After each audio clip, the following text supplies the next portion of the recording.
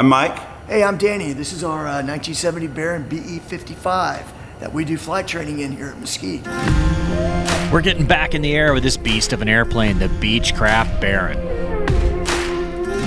I'm going to talk to Mike and Danny about the Baron and give you all the specs and an in-depth tour of the airplane.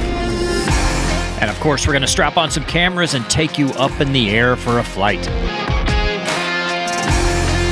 We're going to give it a little shakedown, do some maneuvers, and then you know what? We're going to shut down an engine while in the air.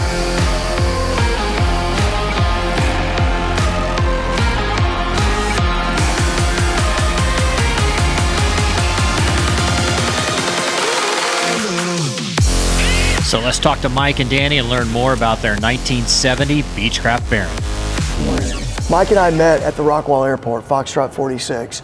He was actually going to buy a single engine airplane, a sport airplane. Mike has his sports pilot license, and the deal fell through. I was at the airport instructing at the time, and I was looking at multi-engine airplanes for sale. And I had a vision of starting a flight school in the Dallas-Fort Worth area, a multi-engine specialized flight school where all we teach is multi-engine and how to fly a multi-engine safe. So I'm looking at these airplanes, and Mike came in and we started chatting, and we immediately hit it off. And I told him on my vision that I thought the DFW area was in dire need of a flight school for multi-engine airplanes.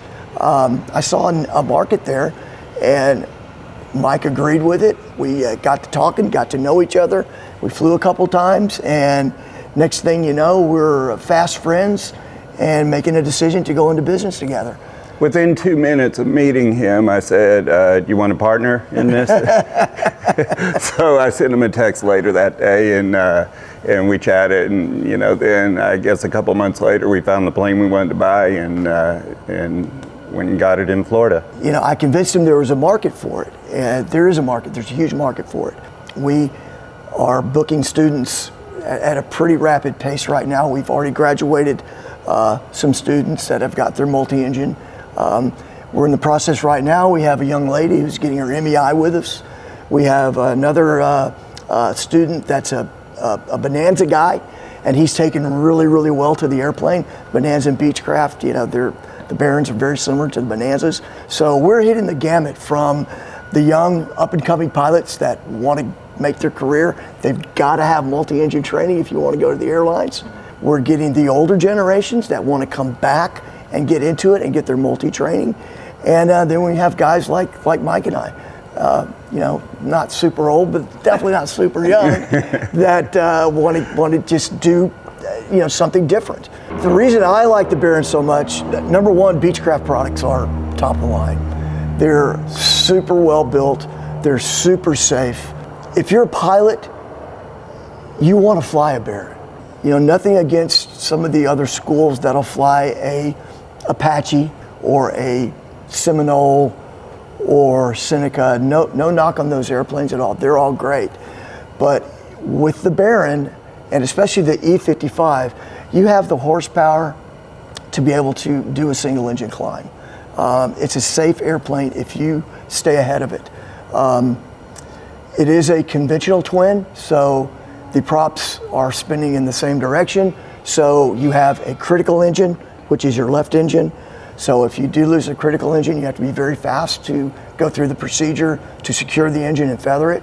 People want to fly the Baron. We thought if we're starting a school and we want people to be interested in it, let's get an airplane that people want to fly.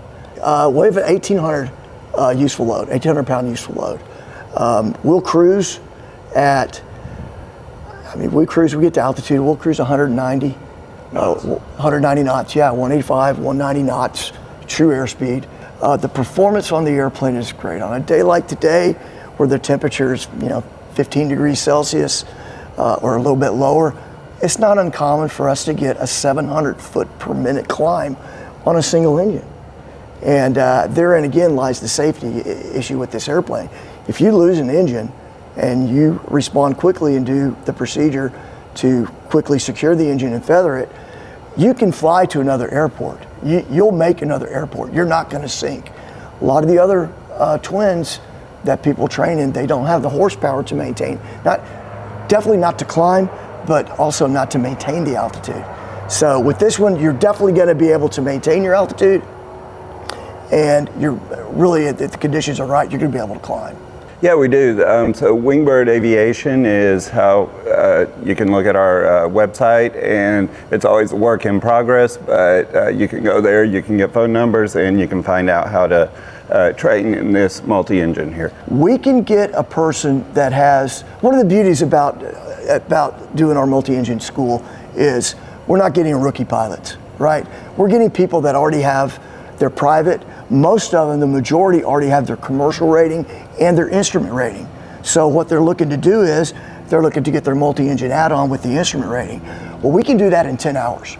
We can get you in. If you want to come in for 5 or 6 days or a week, if you want to come in from out of town, you can fly in. We got hotel accommodations here. We'll pick you up in the morning, bring you to the airport. We'll train you every day. We'll have an examiner ready to go at the end of the term. And within a week, you can have your multi. Most people average about 10 to 15 hours to really be where they can pass a check ride. And, you know, learning the airplane is the number one priority. The first couple of flights, we're just learning the airplane. Well, here's the thing. He wants me to fly a heavier plane. I went and got my medical, so I've been flying the Cessna around, so I'll be doing a check ride for my Cessna, or, you know, for my PPL, and then I'll go straight to multi-engine. Actually, I feel like I'm more familiar with this plane. You know, I trained in a sport cruiser. You know, they're a fun plane. They're like a go-kart. They're a whole lot of fun, but the 172, he just wanted me to fly a heavier, bigger plane before I start doing too much with this one. And but this one's a blast. I can't wait to get my, you know, go left seat on it. The website again, if you just Google wingbirdAviation.com, our website will come up. You can actually go in there. You can shoot me an email direct through the website. Yeah. All right, guys. Anything else you want to go fly? Let's go fly. Pilot right there. Let's fly. It was time to pull out this beautiful airplane and take it for a flight.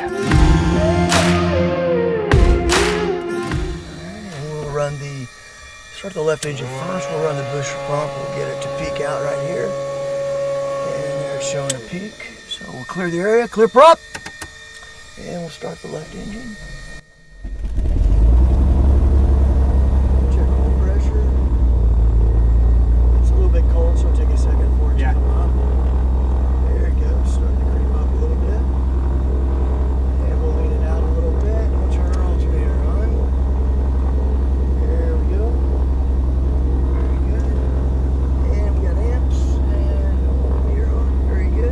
So we'll rinse and repeat. We'll do the same process with the right engine. So we'll hit our boost pump. We'll wait till that peaks out. That peaks. Turn that off. Clear the right.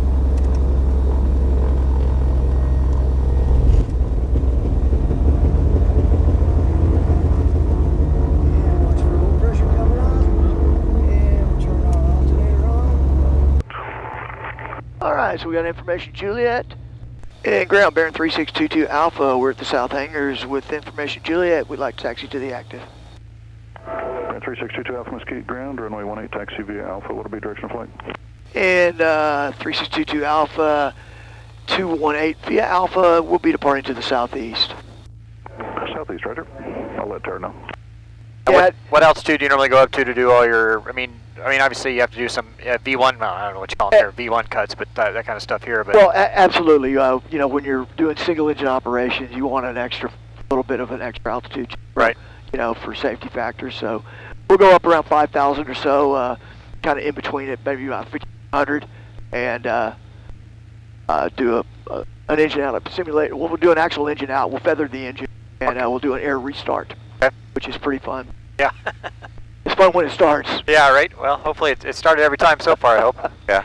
If not, we'll be right back here. Yeah, well. Long time ago, I used to actually rent an airplane out of here, but that was a 172. I think it was a dog, but hey, it was cheap. It was cheap. That's hard. That's a word not very usually associated with aviation.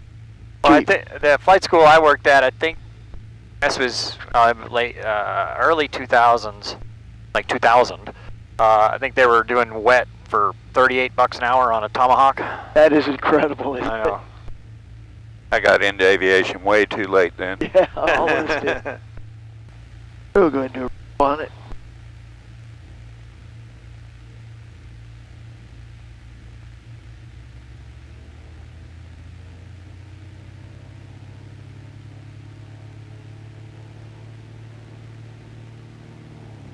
Drop here.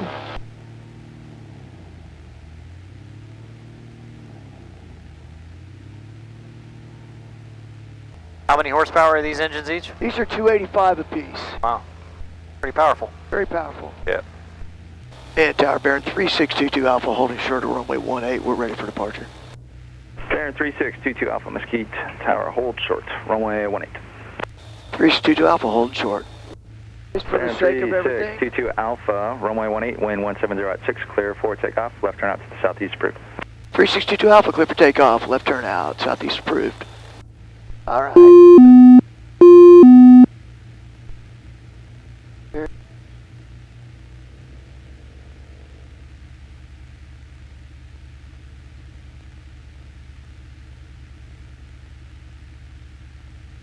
All right, lights, camera, action. Here comes the fun part. Yeah.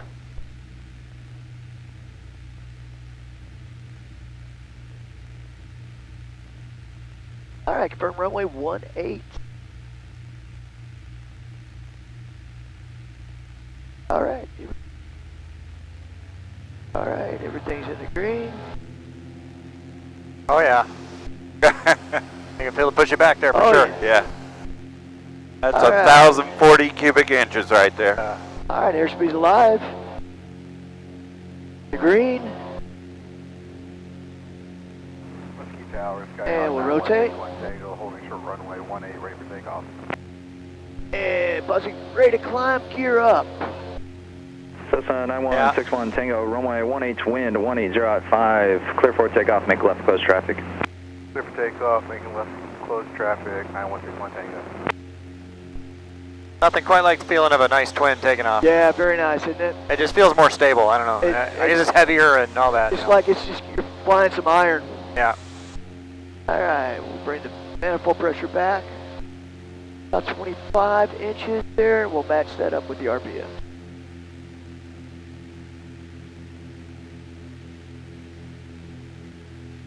You can almost tell it's like an instrument when the two engines synchronize with each other.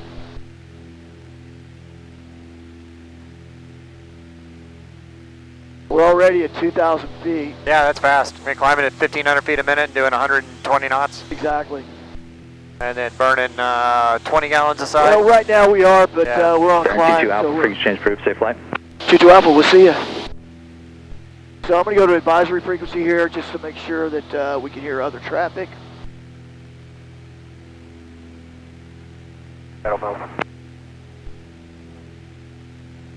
So when we get up to cruise, and we're on a cross country, we can leave this out, and we'll burn about 15 a side per hour. But you're also doing, 190 knots. But we'll get out here, get to the area, practice area. We do a couple of steep turns, get everything going, then we'll set up for an engine, feather to left critical engine, and do an air restart. what speed do you normally do your maneuvers, like your steep turns? So if we're going to do steep turns, we're going to go to maneuvering speed. And maneuvering speed in this airplane, it's a dynamic speed. It's not a static speed. Right. So before the flight, with the calculations, the performance calculations that I ran, about 145, 146 knots is maneuvering speed with the weight that we have. Okay. 200 maneuvering for northbound station. Let's do a couple of clearing turns here, make sure the area is clear. Yeah.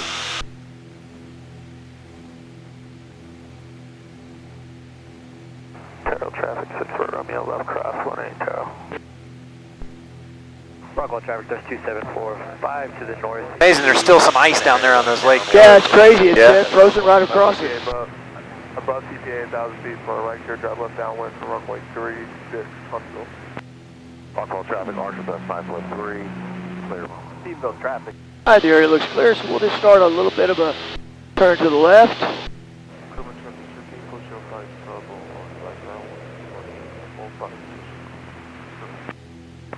Mills traffic code 64 Charlie, left crosswind. And I guess, you know, kind of the point of a steep turn is that you can manage the airplane on several different levels, like altitude, pitch, and power and all that. It really, you know, just to do a steep turn, it's really just getting a good feel for the aircraft, right? What the airplane is doing.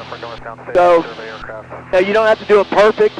Yeah. Nobody does it perfect, but it does give you a little bit of a feel for the airplane. Right. Northwest, Sherman. And we'll swing to one to the right.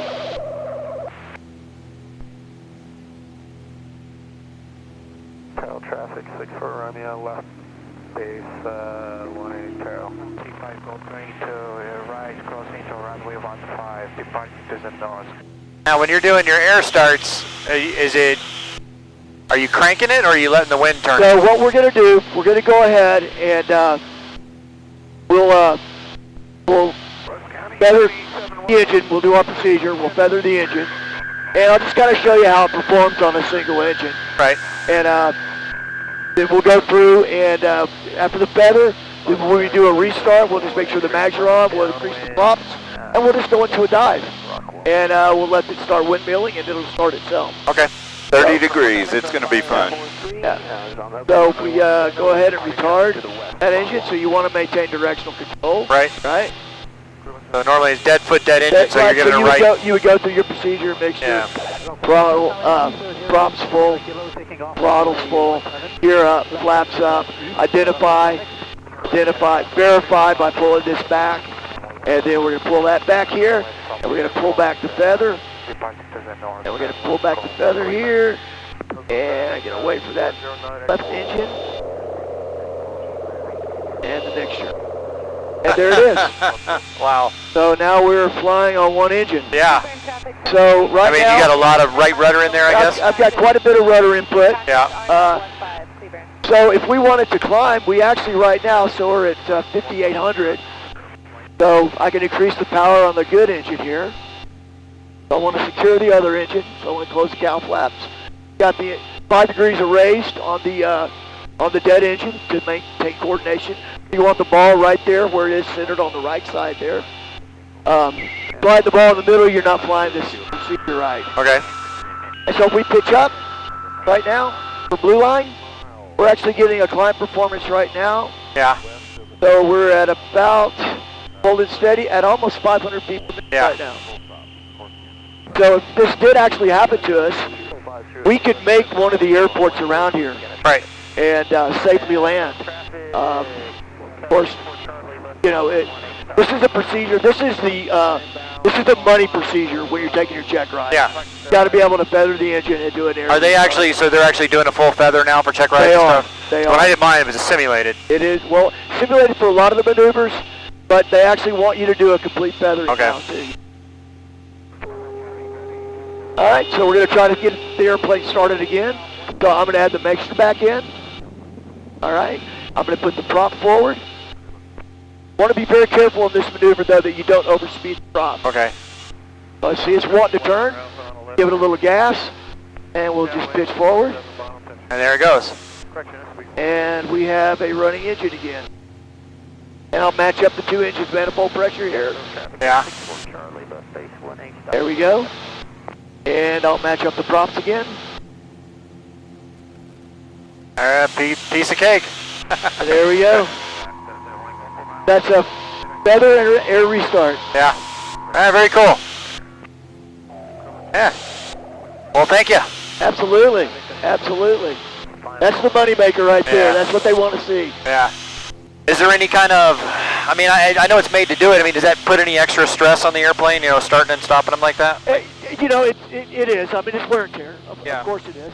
But, for the sake of teaching people and teaching students the correct way to do it, we try to put a little bit of our funds aside. We know we're having to get new engines down the road, so we put a little bit of money to the side for when they do reach TBO. Yeah. But, it's a training procedure. It's a training aircraft. Of course, it's a personal aircraft for the both of us as well. But it's a little wear and tear on it. But when it's not running, it's not wear and tear. Right. That's true. Just Mesquite Tower, Baron 3622 Alpha. We're 8 miles to your east, inbound, full stop of Kilo. Baron 3622 Alpha, Mesquite Tower, continue inbound and enter a left downwind for runway 18, report midfield. All right, we'll enter left downwind for runway 18, report midfield, left downwind, 3622 Alpha. I always thought Mesquite was a pretty convenient airport for Dallas. I think so too. We really like it here. For takeoff, staying in the pattern. They got great, they got 2 really nice RNAVs. They used to have the localizer back course here, which when I got my instrument rating way back when, we flew ad nauseum, and it's been out of service for the last few years. I don't know if they're going to be talking about bringing it back or not, but that was the only back course around here. Well, I think what they're doing these days is, basically, they're not installing any new ILSs, and, if it breaks, whatever. If it breaks, so what? Yeah, and everything's LNAV, PNAVs and LNAVs now, LPVs. Baron 22 Alpha, not in sight, runway 18, wind 150 at 5, cleared to land. Clear to land, 22 Alpha, I'm staring right at you. Baron 22 Alpha, you're following Cessna traffic on a half mile final from runway 18. Follow the Cessna, 22 Alpha. And Baron 22 Alpha, I have you in sight. 22 Alpha, and we are clear to land, correct? Last calling Mesquite Tower, unanswered, take it. Skyline 235 Mike Echo, we're about 5 miles east of Huddle. Alright, little gum check here for everybody. Gas is on the mains. Undercarriage is down, confirm with green. Fix your props forward. Yeah, traffic's landing now. Yeah. And tower confirm 3622 Alpha, you did say we're clear to land, correct? Baron 22 Alpha, affirmative, you're number 1 for runway 18. Number 1, clear to land, 3622 Alpha. Doesn't hurt to check. Yep. Cessna 8 Mike Alpha, turn right at Delta, Fable, contact ground 118.85. Alpha Delta, contact ground 258 Mike Alpha. So we want to maintain blue line on our Right. on our final approach here. Until it's assured, right? Until it's assured. Then about we'll go down to about 90 knots. And what's blue line on this? Blue line on this is 102. 102. And for those listening, that's what, single engine minimum controllable airspeed? That is correct. Yeah.